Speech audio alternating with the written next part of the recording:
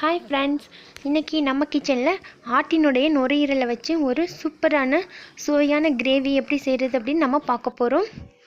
இது வரைக்கும் நம்ம சேனலை சப்ஸ்கிரைப் பண்ணலைன்னா சப்ஸ்கிரைப் பண்ணிக்கோங்க. அப்படியே பக்கத்தில் இருக்க பெல் பட்டனை கிளிக் பண்ணிக்கோங்க. இன்றைக்கி நான் 2 நுரையீரல் எடுத்திருக்கேன்.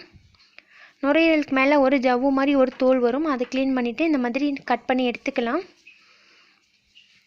ஒரு 4 டேபிள் ஸ்பூன் அளவுக்கு கடலைப்பருப்பு, அதை தண்ணி ஊற்றி நல்லா ஊற வச்சுக்கலாம்.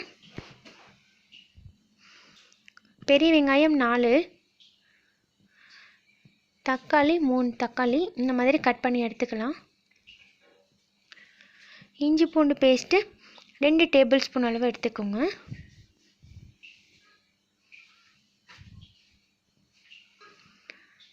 உப்பு தேவையான அளவு, மஞ்சள் பொடி 1/2 டீஸ்பூன், மிளகாய் பொடி 1/2 டீஸ்பூன், வறுத்த மிளகு ஜீரகத்தூள் 2 டேபிள் ஸ்பூன்,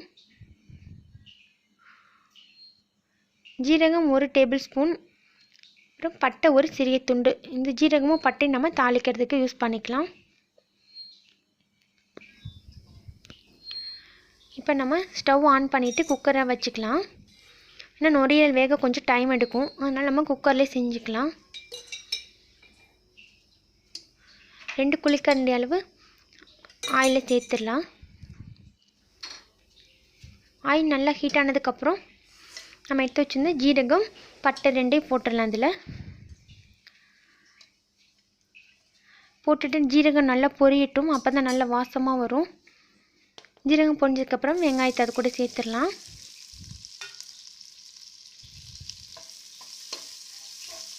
அடுப்பை வந்து மீடியமாக வச்சுருங்க, ரொம்ப ஃபுல்லாகவும் இருக்கக்கூடாது, அடுப்பு சிம்மில் இருக்கக்கூடாது.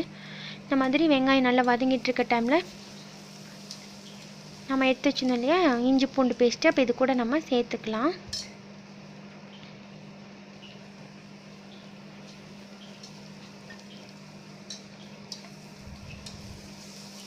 நல்லா வதக்கி விட்டுருங்க. இஞ்சி பூண்டு நல்லா பச்சை வாசனை போகிற வரைக்கும் நல்லா வதக்கிக்கலாம்.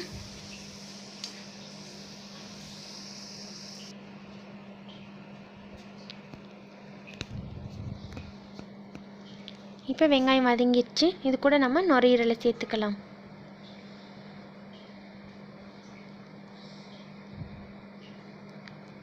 நுரையீரல் நம்ம செய்யும்போது நுரையீரலேருந்து நிறைய தண்ணி ரிலீஸ் ஆகும். நம்ம எப்போதுமே நுரையீரல் செய்யும்போது அந்த தண்ணி ஃபுல்லாக சுண்டி வந்துடணும், அதுக்கப்புறம் தான் நம்ம தண்ணி நம்ம சேர்த்து வேக வைக்கணும். இல்லை அப்படின்னா வந்து ஒரு மாதிரி ஸ்மெல்லு வந்துடும். இந்த மாதிரி நுரையீரலை கொஞ்சம் நேரம் வதக்கிட்டு நம்ம அது கூட தக்காளி சேர்த்துக்கலாம்.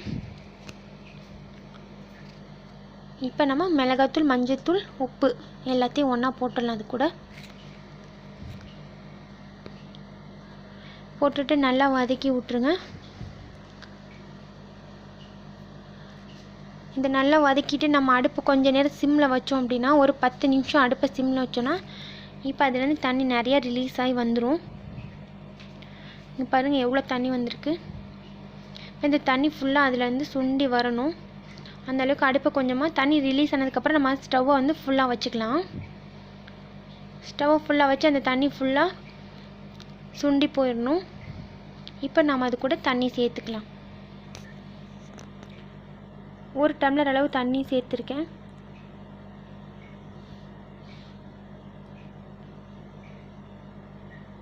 தண்ணி சேர்த்தாச்சு. இப்போ நம்ம இதை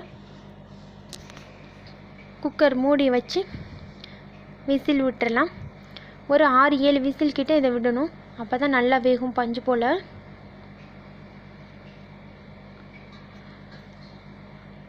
இப்போ நான் 6 விசில் விட்டதுக்கப்புறமா இந்த ப்ரெஷர்லாம் போனதுக்கப்புறம் நம்ம திறந்து பார்க்கலாம்.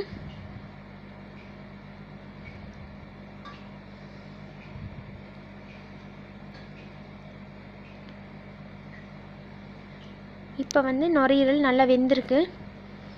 இதுக்கப்புறம் இப்போ நம்ம எடுத்து வச்சுருந்தோன்னே மிளகு ஜீரகத்தூள் இதை வந்து ஆட் பண்ணிடலாம். ஆட் பண்ணிவிட்டு கடலைப்பருப்பை இது கூட சேர்த்து போட்டுக்கலாம். இது இல்லையே இப்போ நம்ம கடலைப்பருப்பு சேர்க்குறோம் அப்படின்னா நம்ம பாட்டிங்க காலத்துலேருந்து இந்த மாதிரி தான் செய்வாங்க, ரொம்ப டேஸ்ட்டாக இருக்கும். நுரையீரல் கூட நம்ம கடலைப்பருப்பை சேர்த்து செய்யும் போது ரொம்ப சூப்பராக இருக்கும். இப்போ நம்ம குக்கர் வெயிட் போட தேவையில்ல, ஒரு மூடி வச்சு நம்ம இதை மூடி வச்சிட்டாலே போதும். ஒரு 10 நிமிஷம் இந்த மூடி வச்சோன்னா கடலைப்பருப்பு நல்லா வெந்துடும். ஏன்னா நம்ம கடலைப்பருப்பை தண்ணியில் ஊற வச்சுருந்தோம் இல்லையா, அதனால் சீக்கிரமாக வெந்துடும். இப்போ நம்மளுக்கு கிரேவி ரெடி ஆயிடுச்சு. சூப்பரான நுரையீரல் கிரேவி, ரொம்ப ட்ரெடிஷ்னலாக நம்ம பாட்டி காலத்துலேருந்து செய்கிற மாதிரியே சூப்பராக ரெடி ஆயிடுச்சு. இந்த வீடியோ உங்களுக்கு பிடிச்சிருந்துச்சுன்னா லைக் பண்ணுங்கள், ஷேர் பண்ணுங்கள், கமெண்ட் பண்ணுங்கள். தேங்க்யூ.